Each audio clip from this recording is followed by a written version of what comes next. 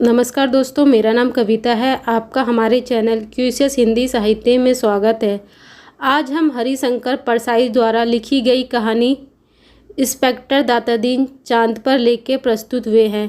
यह कहानी पुलिस के अत्याचारों की और लोगों का ध्यान आकर्षण करने पर एक तरह का व्यंग है। यह कहानी हिंदी नेट के पाठ्यक्रम की दृष्टि से अत्यंत महत्वपूर्ण है, इसीलिए कहानी को अच्छे से समझने के लिए वीडियो में अंत तक बने रहिएगा। आइए कहानी के पात्रों से परिचय कराते हैं। माता दीन, जो कि कहानी का मुख्य पात्र है, यह सीनियर पुलिस इंस्पेक्टर है। पुलिस मंत्री, पुलिस विभाग का नाम हो ऐसा कुछ करने के लिए माता दीन को सलाह देता है। यान चालक, जो माता दीन को चांद पे ले जाने आया था। कोतवाल और इंस्पेक्टर, ये चांद के पुलिस और सिपाही हैं। आइए कहानी की समीक्षा करते हैं। कहानी की शुरुआत इस बात से होती है। वैज्ञानिक कहते हैं कि चांद पर जीवन नहीं है। सीनियर पुलिस इंस्पेक्टर माता दीन, वैज्ञानिक झूठ बोलते हैं, वहाँ हमारे जैसे मनुष्य की आबादी है। विज्ञान ने हमेशा इंस्पेक्टर माता दीन से मात खाई है। फिंगरप्रिंट के विशेषज्ञ कहता रहता है, छुरे पर पाए गए निशान मुजरिम की उंगली के नहीं हैं, पर माता दीन उसे सजा दिला देते हैं। माता दीन कहते हैं, ये वैज्ञानिक केस पर पूरा इन्वेस्टिगेशन नहीं करते। उन्हें चांद का उजला हिस्सा देखा और कह दिया जीवन नहीं है। मैं चांद का अंधेरा हिस्सा देखकर आया हूँ, वहाँ मनुष्य जाति है। यह बात सही है कि अंधेरे पक्ष के माता दीन माहिर जाने जाते हैं। दोस्तों, वास्तव में माता दीन भ्रष्टाचार में इतने माहिर है कि सभी वैज्ञानिक उनकी बातों से मात खा जाते हैं। यहाँ तक कि फिंगरप्रिंट ना मिलने पर भी वह मुजरिम को सजा दिला देते हैं।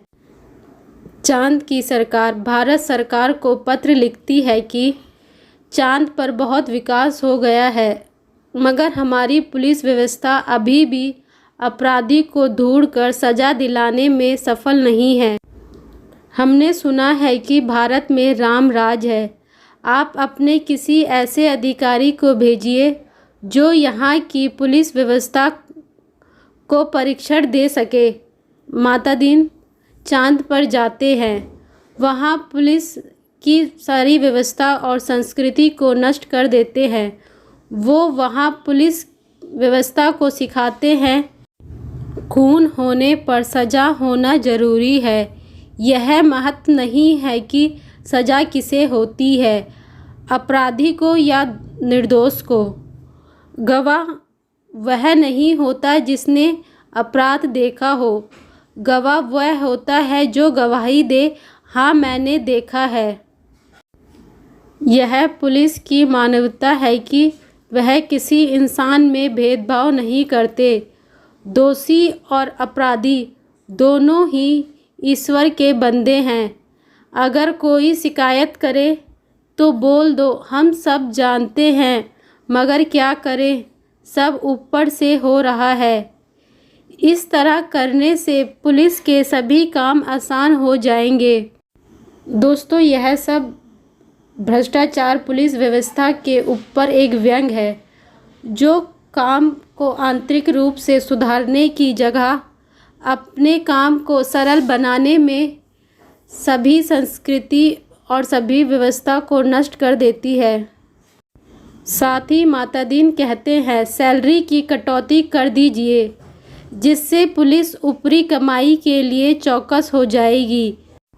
दोस्तों, बाहरी दिखावे के लिए पुलिस प्रमोशन होने की व्यवस्था में सुधार होने लगा, परंतु आंतरिक तौर पर व्यवस्था भ्रष्ट व संस्कृति नष्ट हो चुकी है।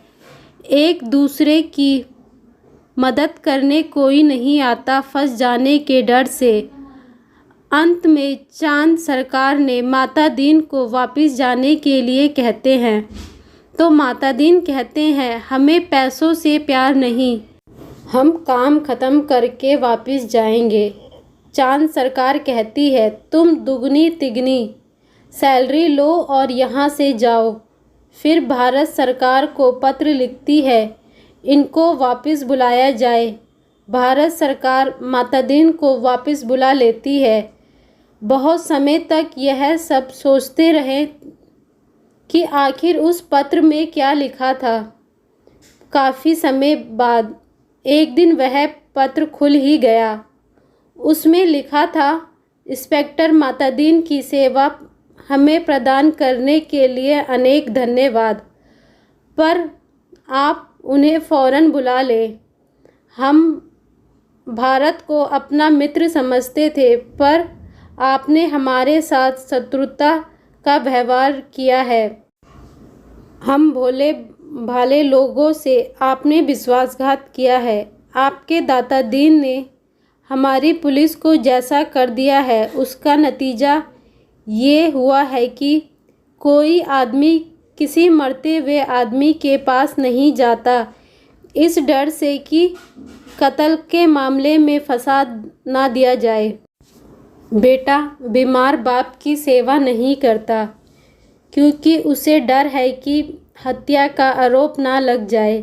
घर जलते रहते हैं, कोई बुझाने नहीं जाता। डर है कि कहीं उस पर आग लगाने का जुर्म ना लग जाए। बच्चे नदी में डूबते रहते हैं और कोई उन्हें बचाने नहीं जाता, इस डर से कि उस पर बच्चों को डुबाने का आरोप ना लग जाए। सारे मानवीय संबंध समाप्त हो रहे हैं। माता दीन जी ने हमारी आधी से ज़्यादा संस्कृति नष्ट कर दी है। अगर वह यहाँ रहे तो पूरी संस्कृति नष्ट कर देंगे। उन्हें फ़ौरन रामराज में बुला लिया जाए। दोस्तों, आपको यह कहानी कैसी लगी? फीडबैक देकर ज़रूर बताइएगा। अगर कहानी अच्छी लगी तो लाइक और शेयर भी करिएगा। Thank you.